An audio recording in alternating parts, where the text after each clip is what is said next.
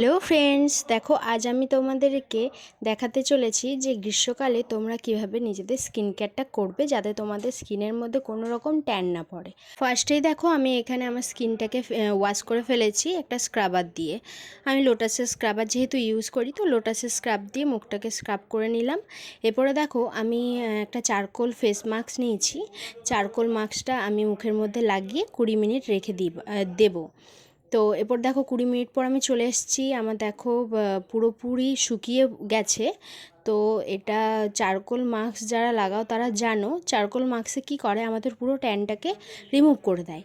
এই যেহেতু এখন এই গরম পড়ছে, ফার্স্টেই যদি তোমরা এভাবে স্কিনটাকে কেয়ার করো চারকোল মাস্ক, আর এটা যদি প্রত্যেক সপ্তাহে আমি যেভাবে দেখাচ্ছি সেভাবে যদি স্কিনটাকে কেয়ার করো, সপ্তাহে একদিন যদি তোমরা করো, দেখবে যে মুখের মধ্যে কোনো রকম ট্যান পড়বে না।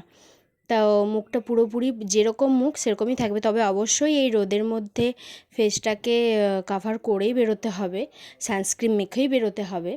তো এরপর দেখো তুলে নিয়েছি। তুলে নেওয়ার পর মুখটা দেখো আমি একটু জল দিয়ে ধুয়ে নিলাম। ধুয়ে নেওয়ার পর দেখো আমি এরপরে কি করব, সপ্তাহে একদিন আমি এইভাবে দেখো আইব্রো করে নিই, আইব্রো আপার লিপ। আমি ফার্স্টে দেখো অ্যালোভেরা জেলটা একটু লাগিয়ে নিলাম। তারপরে আমি দেখো এরপরে উপর থেকে নিচের দিকে ডাইরেকশানে আপার থেকে লোয়ার দিকে আসবে। যতবারই তোমরা এটা করবে আপার থেকে লোয়ার ডাইরেকশানে যাবে, উল্টো ডাইরেকশানে গেলে কিন্তু কাটা যাবে তোমাদের। এইভাবে দেখো এইভাবে করতে থাকবে। আমি এইভাবে দেখো নিজের আইব্রোটাকে শেপ করে নিচ্ছি।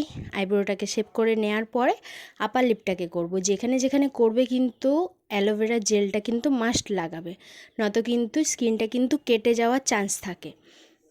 যতটা নিজেদের চোখের আন্দাজে, কেউ যদি না করতে পারো প্লিজ এটা করবে না নিজেরা, এটা কিন্তু তোমরা পার্লারে গিয়েই করবে। আমিও পার্লারে গিয়েই করাই, কিন্তু যদি এমার্জেন্সি থাকে তখন আমি সেটা বাড়িতে করাই, নচেত কিন্তু করি না আমি বাড়িতে।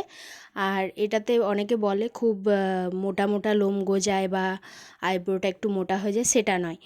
এটা কিন্তু হয় না, যারা বাড়িতে করতে পারো তারাই করবে। এটা হয় শেপটা নষ্ট হয়ে যায়, এটাতে করে যদি তোমরা আইব্রো করো, অনেকে করতে জানে না বলে শেপটা নষ্ট হয়ে যায়। তাই যারা করতে পারো তারাই কিন্তু করবে, নচেত কিন্তু কেউ ট্রাই করবে না। আমি দেখো এখানে আপার লিপটা করে নেব। এরপর দেখো জিপটা দিয়ে আপার লিপের মধ্যে ঢুকিয়ে ওইভাবে আমি আপার থেকে লোয়ার ডাইরেকশনের দিকে করতে থাকবো। করার পরে একটু কম লাগে, থ্রেডিংয়ে একটু বেশি লাগে, যে কারণে এটা করা। থ্রেডিংয়ের থেকে এটা কম, কিন্তু থ্রেডিংয়ে বেশি দিন, অনেক দিন পর বেরোয়, কিন্তু এভাবে বাড়িতে করলে একটু তাড়াতাড়ি বেরিয়ে যায়। থ্রেডিংটা সব থেকে ভালো পদ্ধতি, কিন্তু এমার্জেন্সি থাকলে সবাইকেই বাড়িতেই করতে হয়, যে কারণে দেখো আমি এইভাবে করে নিলাম। এরপরে দেখো পুরো আমার কমপ্লিট হয়ে গেছে। এরপরে দেখো আমি ফেসটাকে একটু ধুয়ে নেব। ধুয়ে নেওয়ার পর আমি এরপরে যেহেতু মুখে চারকোল মাস্ক লাগিয়েছিলাম, একটু তো স্কিনটার প্রতি অত্যাচার তো হয়েইছে, ধরো ওর প্রতি কতটা টান পড়েছে, যে কারণে আমি একটা ফেস মাস্ক লাগিয়ে নিলাম। তোমরা তোমাদের সুবিধা মতো যেটা তোমরা ফেস মাস্ক ইউজ করো বা হোমমেড ফেস মাস্ক যদি তোমরা ইউজ করে থাকো সেটা ইউজ করতে পারো। আমি এখানে ইয়োগাটের একটা লোটাসের ফেস মাস্ক ইউজ করেছি, এটা আমার খুব ভালো লাগে।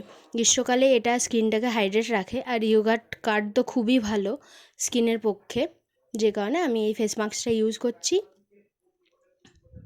এটা ইউজ করার পর এটাকেও 20 মিনিট রাখতে হবে। 20 মিনিট রাখার পর আমি দেখো চলে এসেছি। এটাকে এরপর আমি কি করব, তুলবো না, আমি এটাকে জল দিয়ে একটু স্কিনের মধ্যে রাব করে নেব। তো এটা অনেকেই করো না, কিন্তু আমি পার্সোনালি এটা করি, আমার স্কিনটা খুব ভালো লাগে। আর এটা ফেস মাস্কটা এতটাই সফট, আমার খুব ভালো লাগে। আর যে যে জায়গাগুলো আমার মনে হয় যে কালচে ভাব চলে এসে, সেই সেই জায়গাগুলো আমি এভাবে করি। এরপর দেখো আমি জল দিয়ে ফেসটাকে ওয়াশ করে নিলাম। এভাবে আমি আমার স্কিনটাকে কেয়ার করি। টাটা সবাইকে, ভালো থেকো, like comment share and subscribe please.